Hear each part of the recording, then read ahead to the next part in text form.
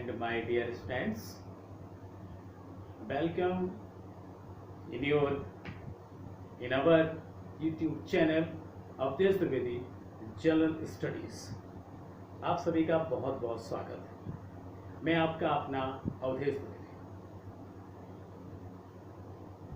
आप सभी का हार्दिक स्वागत है। आप सभी लोगों के इतने सपोर्ट समर्थन के द्वारा ही हम लगातार नए नए टॉपिकों पर चर्चा करते चले जा रहे हैं। सामान्य अध्ययन के विषय की पढ़ाई को निरंतरता से और धैर्यता के साथ में, पेशेंस के साथ में लगातार निरंतर रूप से, सतत रूप से आगे बढ़ाने का हम सभी लोग साथ में प्रयास कर रहे हैं।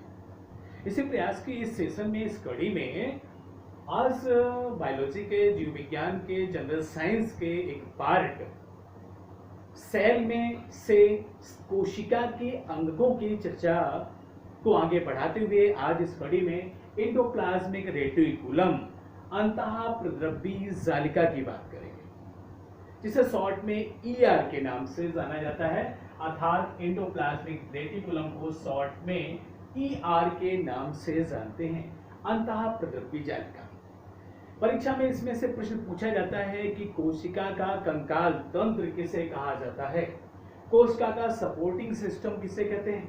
तो एंडोप्लाज्मिक रेटिकुलम को, अंतःप्रद्रव्य जालिका को कोशिका का कंकाल तंत्र कहा जाता है।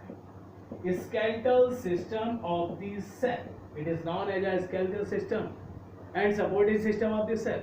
कोशिका का कंकाल तंत्र या इसे आधारभूत संरचना मानते हुए इसे एक सपोर्टिंग तंत्र भी कहा जाता है।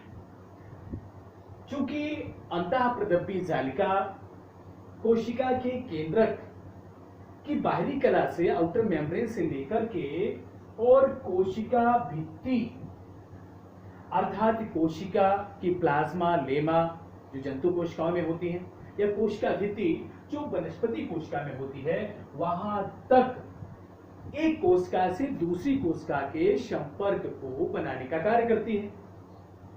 अंतःप्रद्रव्य जालिका की खोज के.आर. पोर्टर द्वारा 1945 में की गई।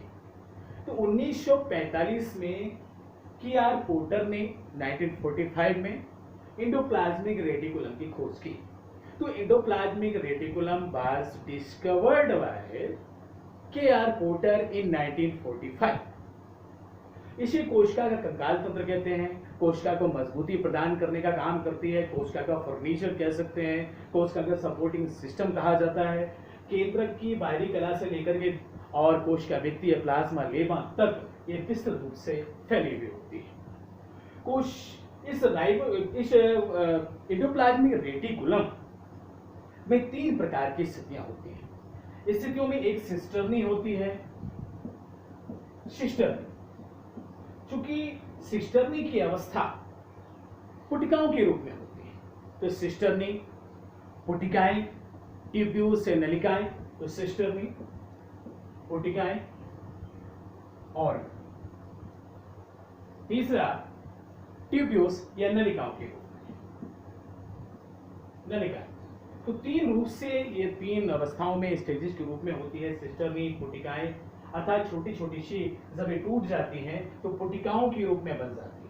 ट्यूब्यूल्स जब नलिकाओं के रूप में होती है, और सिस्टर्नी जब जिगजैग टेढ़ी मेढ़ी होती है, तब उसे सिस्टर्नी कहा जाता है।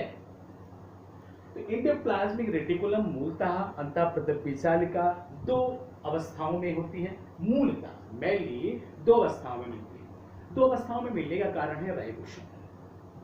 राइबोसोम के वजह से ही ये 2 अवस्थाओं में मिलती है। चूंकि राइबोसोम जब इसकी आंतरिक सतह पर होते हैं, तब उस समय इसे स्मूथ ईआर के नाम से जाना जाता है। तो इस समय आप देख रहे होंगे कि राइबोसोम इसकी आंतरिक सतह पर, इंटरनल सरफेस पर है। एंडोप्लाज्मिक रेटिकुलम की आंतरिक सतह पर राइबोसोम लगे हुए हैं। उस परिस्थिति में इसे स्मूथ ईआर के नाम से जाना जाता है, तब उसे स्मूथ ईआर कहते हैं। इस स्मूथ ईआर की वजह से ये प्रोटीन संश्लेषण नहीं कर पाती। स्मूथ ईआर अर्थात सपाट सतह वाली एंडोप्लाज्मिक रेटिकुलम अंतःप्रद्रव्य जालिका ग्लाइकोजन के रूप में भोजन संग्रहण करने का काम करती है। तो ग्लाइकोजन के रूप में भोजन संग्रहण करने का काम एंडोप्लाज्मिक रेटिकुलम की स्मूथ ईआर काम करती है। दूसरी बात, जब एंडोप्लाज्मिक रेटिकुलम की बाहरी सतह पर राइबोसोम्स लगे होते हैं, उस कंडीशन में इसे रफ ईआर के नाम से, RER के नाम से जाना जाता है। रफ ईआर अर्थात बाहरी सतह पर राइबोसोम्स लगे हुए होते हैं। जब बाहरी सतह पर राइबोसोम्स लगे होते हैं तो उस परिस्थिति में प्रोटीन संश्लेषण, प्रोटीन सिंथेसिस करने का काम करती है। प्रोटीन संश्लेषण करने के लिए इसके ऊपर चिपके हुए राइबोसोम्स मदद करते हैं, सहायता करते हैं।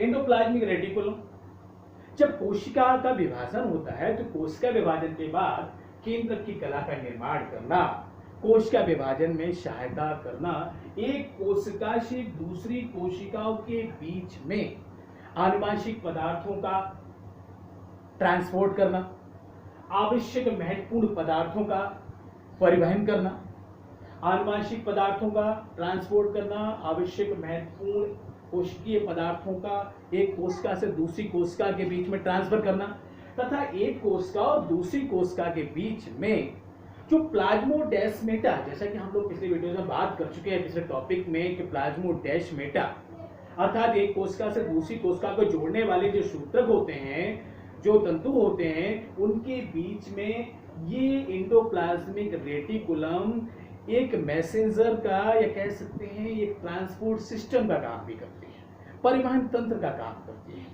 तो एक कोशिका से दूसरी कोशिका के बीच में परिवहन तंत्र, आनुवंशिक पदार्थों का ट्रांसपोर्टेशन करना, साथ साथ में एक कोशिका से दूसरी कोशिका के बीच में सामंजस्य कोऑर्डिनेशन का काम करती है। कोशिका को दृढ़ता प्रदान, रिजिडिटी प्रदान करने का काम करती है एंडोप्लाज्मिक रेटिकुलम। एंडोप्लाज्मिक रेटिकुलम एक सबसे बड़ी बात यह है कि मनुष्य की आरबीसी, लाल रुधिर कणिकाओं में एंडोप्लाज्मिक रेटिकुलम नहीं पाई जाती है। सबसे इंपॉर्टेंट परीक्षा उपयोगी पॉइंट हमारे पास है कि आरबीसी अर्थात मनुष्य की आरबीसी में, लाल रुधिर कणिकाओं में, आरबीसी में एंडोप्लाज्मिक रेटिकुलम नहीं होती है।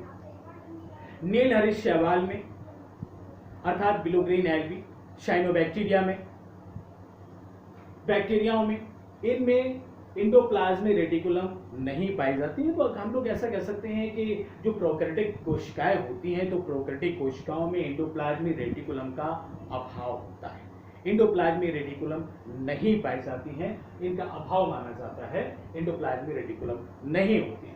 तो हम लोगों ने आज एंडोप्लाज्मिक रेटिकुलम या अंतःप्रद्रव्य जालिका के बारे में बात की है। तो अंतःप्रद्रव्य जालिका को कोशिका का कंकाल तंत्र कहा जाता है। इसकी खोज क्लार्क पोर्टर ने 1945 में की। इसे एक कोशिका से दूसरी कोशिका के बीच में सामंजस्य, हार्मोन, आवश्यक एंजाइम्स का स्थानांतरण करना, आवश्यक पदार्थों का इधर से उधर भेजना, जाना, ये सब चीजें परिवहन करना, इन सब चीजों का बहुत ही ज्यादा महत्वपूर्ण योगदान होता है।